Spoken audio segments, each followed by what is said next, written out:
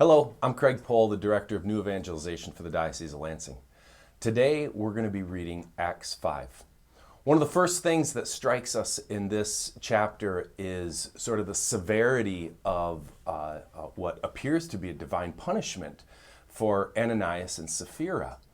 They sell their property and they come to Peter and they effectively lie to Peter and say, yes, we sold it for this amount, but they actually only confessed that they sold it for a lesser amount because they were going to hold back something for themselves. And at that, Ananias is actually struck down right there, dead. He breathes his last, they say. And many of the church fathers, actually early church fathers, say that they believe that in order to be a part of the early Christian community, people would sell everything that they had, and it was a sign that they were entering a sort of vow, that he wasn't just coming and lying about how much he sold the land for, but he was actually breaking a vow. And this was a very early sign that obviously this is not pleasing to God in any manner.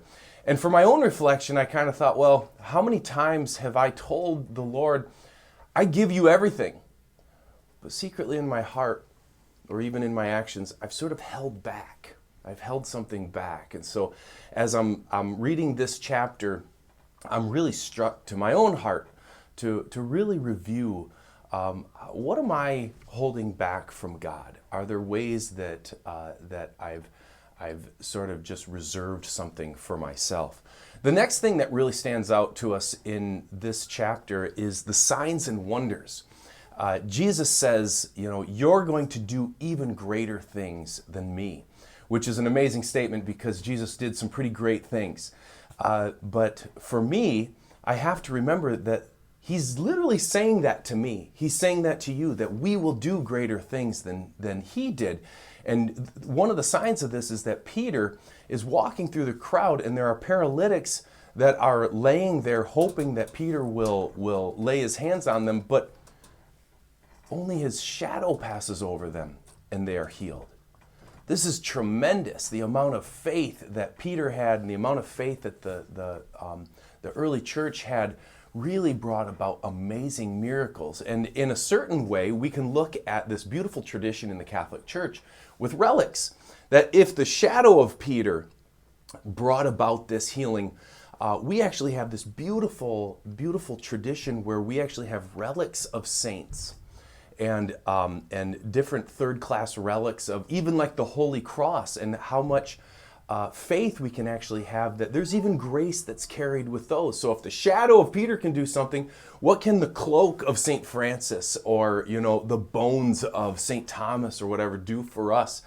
As long as we keep that connection, that it's all rooted in Jesus Christ, his healing power.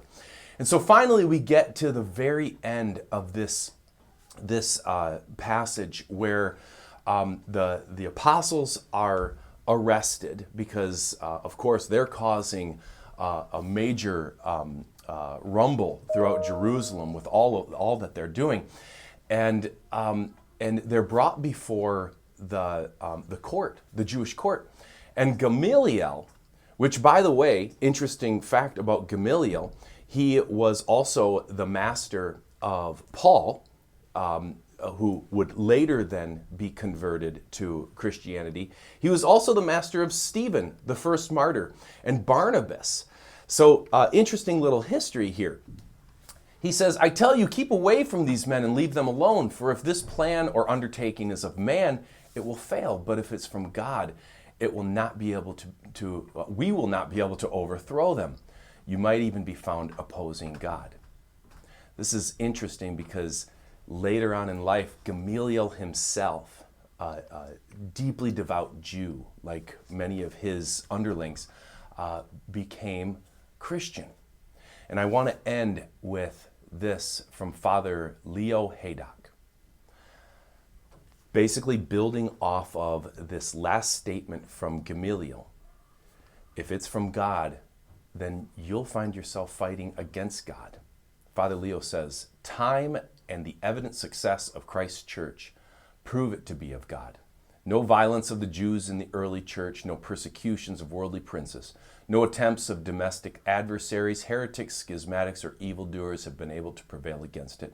Men of superior abilities have made violent attacks against it. Their memory and that of their disciples has either been buried and forgotten or relegated to the archives of history. Let us Catholics be encouraged then, because our religion was the first and it will be the last. God bless you.